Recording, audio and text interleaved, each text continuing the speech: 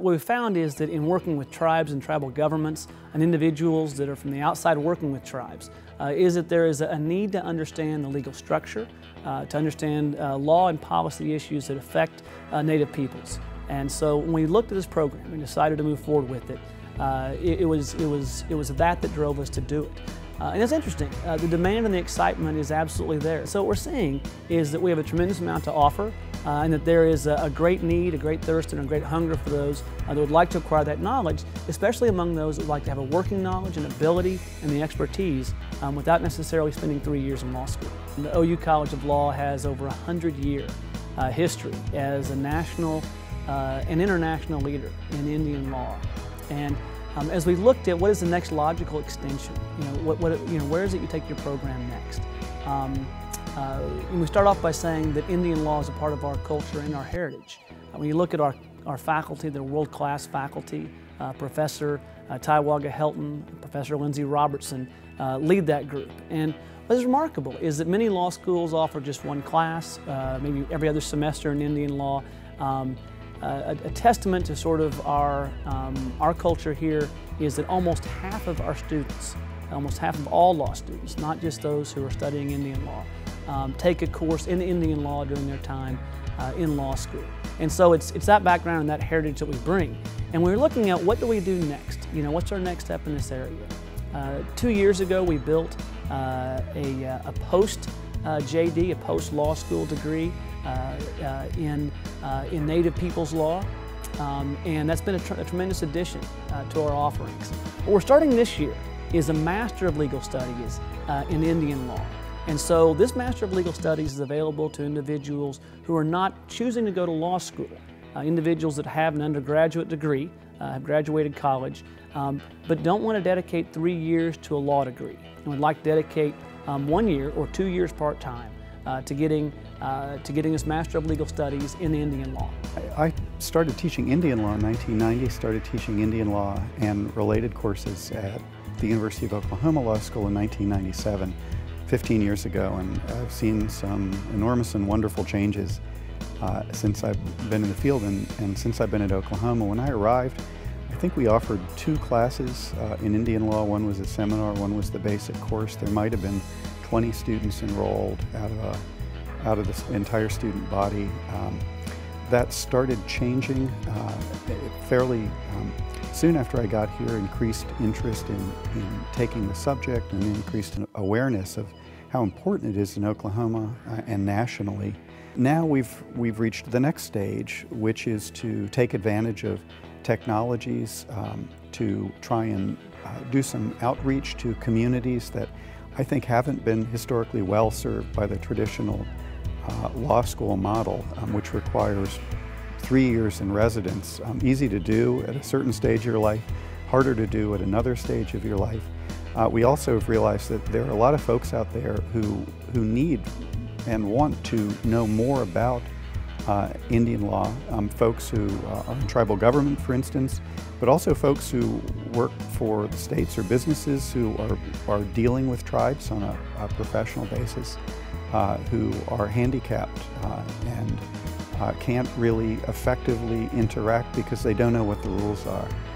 We've seen a real heavy dependence on legal advice from lawyers, often pricey. This will sound heresy to say, but I believe it's true. I think that tribal government officials ought to have access to all this information themselves, and it ought to be affordable and ought to be easy to get. So the new Masters of Legal Studies program will be available to non-lawyers, and it'll be all online. And we're gonna, it's an asynchronous presentation, meaning you can sign on and do your work, look at the lectures, etc., when it's convenient for you. We're hoping to build cohorts. We're inviting everybody at the beginning of the year to come and visit, meet each other, and experience the campus so they recognize that they're a part of our university community. The College of Law's program, this class I'm taking, which is Comparative Indigenous Peoples Law Seminar with Professor Robertson, that's been like the cherry on top. I mean, the main reason why I came to Oklahoma was because I want something different from Melbourne, Australia, and I couldn't get anything more different in the United States than Oklahoma because of its Indian issues. That's really unique to the state. Also, I guess culturally, demographically, everything was different about Oklahoma compared to Melbourne and I guess in general in the United States. But I grew up in New Zealand and they've got their own Māori issues there. Then I moved to Australia, which is where I am now, and they've got their own issues there. I come here and I see a completely different angle to how Indian issues here are treated and dealt with. And so I got these three different cultures in my head, and even they're from the same beginnings, same colonial periods, and the way that history has panned out and how they've treated the indigenous peoples, that's been a completely different experience. And so what this class has shown me is these histories that I never actually learnt at school.